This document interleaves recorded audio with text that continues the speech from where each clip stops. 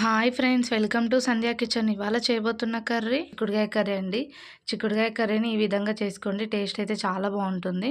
ముందుగా ఒక half KG చిక్కుడుకాయని తీసుకొని ఇలా మనం శుభ్రం చేసుకొని పక్కన పెట్టుకోవాలండి. ఒక బాండి పెట్టుకొని స్టవ్ వెలిగించుకొని దాంట్లో ఒక 3 పావుల ఆయిల్ పోసుకోవాలండి. దాంట్లోకి కొన్ని జీలకర్ర, ఆవాలు, మినపప్పు అన్నీ కలిపిన పోపు దినుసులను వేసుకోవాలి. ఇలా అవి వేగుతున్నప్పుడు ఒక 2 పచ్చిమిర్చిలను ఇలా కట్ చేసుకొని వేసుకోవాలండి. తర్వాత మనం కట్ చేసి పెట్టుకున్న మీడియం సైజ్ ఆనియన్ని ఇలా వేసుకోవాలి. అవి కొంచెం వేగుతున్నప్పుడు ఒక కరివేపాకు రెమ్మను వేసుకోవాలండి. దాంట్లోకి ఒక 2 మీడియం సైజ్ టమాటా ముక్కల్ని కట్ చేసుకొని వేసుకోవాలి. ఒక మీడియం సైజ్ 2 టమాటాలని కట్ చేసుకొని వేసుకోవాలి. మనం టమాటా ఇట్లా ఆయిల్లో వేపుకోవడం వల్ల టేస్ట్ అయితే చాలా బాగుంటుంది ఫ్రెండ్స్. మనం శుభ్రం చేసుకున్న చిక్కుడుకాయను వేసుకొని ఒక 5 నిమిషాల పాటు హై ఫ్లేమ్లో బాగా వేగనివ్వాలండి.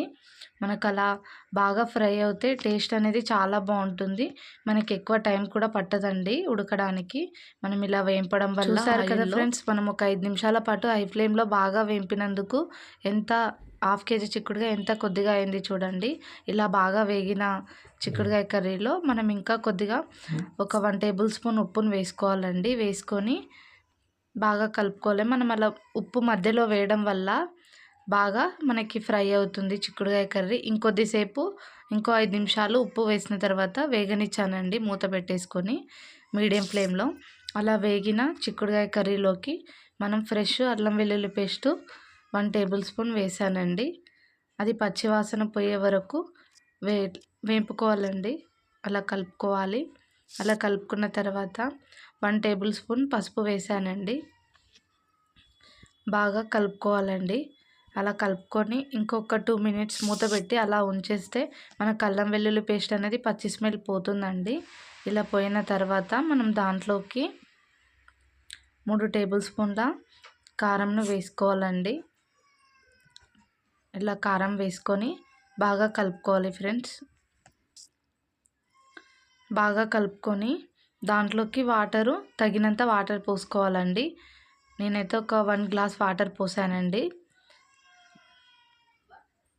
మీకు సరిపోదనుకుంటే ఇంకొంచెం పెంచుకోవచ్చండి వాటర్ క్వాంటిటీని. నేనైతే ఒక 1 గ్లాస్ పోసానండి వాటరు. ఇలా మునిగే వరకు పోసుకోండి, అర్థమవుతుంది. ఇలా మునిగే వరకు పోసుకొని మనం ఒక 5 నిమిషాల పాటు హై ఫ్లేమ్లో ఉడకనివ్వాలండి. అలా మూత తెరిచి చూడంగానే మనకి బాగా ఉడికిందండి. దాంట్లోకి మనము ఒక 2 టేబుల్ స్పూన్ల నువ్వులని లైట్గా వేయించుకొని ఇలా పొడి చేసుకొని వేసుకోవాలండి. 1 టేబుల్ స్పూన్ ధనియాల పౌడర్ వేసుకోవాలండి. మనం చిక్కుడుకాయ కర్రీలో ఇలా నువ్వుల పొడి వేయించుకొని వేసుకోవడం వల్ల టేస్ట్ అయితే చాలా బాగుంటుంది friends. 1 table spoon garam masala పొడి వేసుకొని కొద్దిగంత కొత్తిమీర వేసుకొని ఒక 2 మినిట్స్ మనం లో ఫ్లేమ్లో వేగనివ్వాలండి. కొద్దిగా మగ్గిందంటే మనకి చిక్కుడుకాయ కర్రీ రెడీ అయిపోతుంది ఫ్రెండ్స్. ఒక 2 మినిట్స్ మనం మూత పెట్టేసుకొని మగ్గనివ్వాలి. మనకి చిక్కుడుకాయ కర్రీ అనేది రెడీ అయిపోయింది ఫ్రెండ్స్. ఈ విధంగా ట్రై చేయండి. చపాతీ, రోటీ, పుల్కా, రైస్లోకి చాలా బాగుంటుందండి చిక్కుడుకాయ curry. Please friends, first time నా ఛానల్ చూసే వాళ్ళైతే లైక్ చేయండి, షేర్ చేయండి, ఎలా కుదిరిందో కామెంట్ చేయండి.